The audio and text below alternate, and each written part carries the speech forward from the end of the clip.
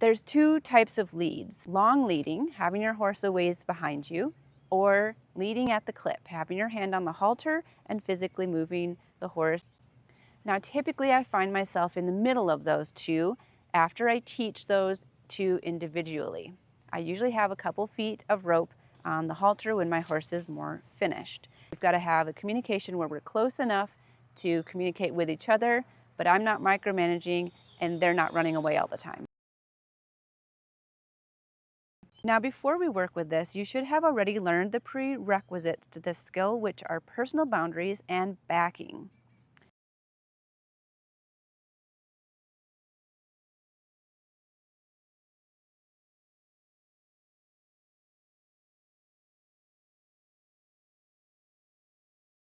Okay, I would like to go over leading a little bit. I like to just make sure that my young horses can lead in two different ways, because my finished horses tend to be led kind of between those two.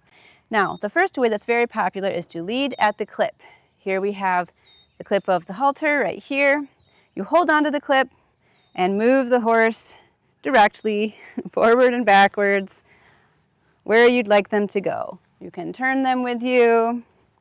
Right? You can move them away from you. You're holding that clip and you're essentially moving the head and the body follows. But it's a way to move your horse. If you have a small area and you need to just move a foot, this is the way to do it. It's very precise. If you need to make sure they stay between two lines, leading at the clip is a really good way to do it. You're just manually moving the horse's head in a straight line and the body follows. I typically teach leading at the clip right after softening to the halter because we're holding on to a similar place and it's easier for them to understand.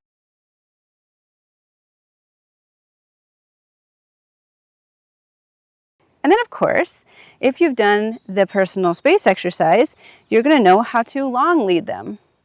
So we give them, 4 feet of rope or so.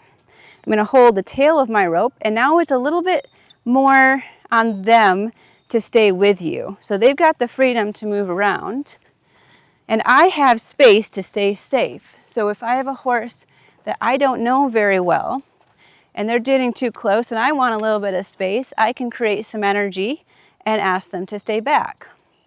Now typically, if you've done your homework, making sure that your personal boundaries are good, if she were to spook and come forward, my personal boundary should be strong enough to have her go around me, okay?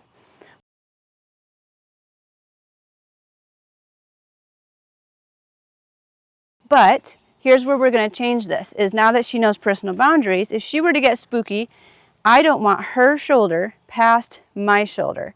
So if she were to come past this line, I'm going to do a windmill, make this really big, and ask her to stay back, okay? If she does get past me, I'm going to do a 180, go the other direction, and now suddenly she's back behind me again. So different ways to work with your horse on a long lead. This is a very valuable and essential way to be able to work with your horse. Have space for them to make choices and be able to keep an eye on them while giving yourself some distance to remain safe. Good girl. Now when my horse is more finished, I've got about a foot of rope. It's a little bit between the two where they can still follow. I can still move them around. They've still got a little bit of space as needed. I can still turn around, back them up. This is my favorite way to lead, and typically where I settle between those two, leading at the clip and leading with some distance, with some space. Good girl.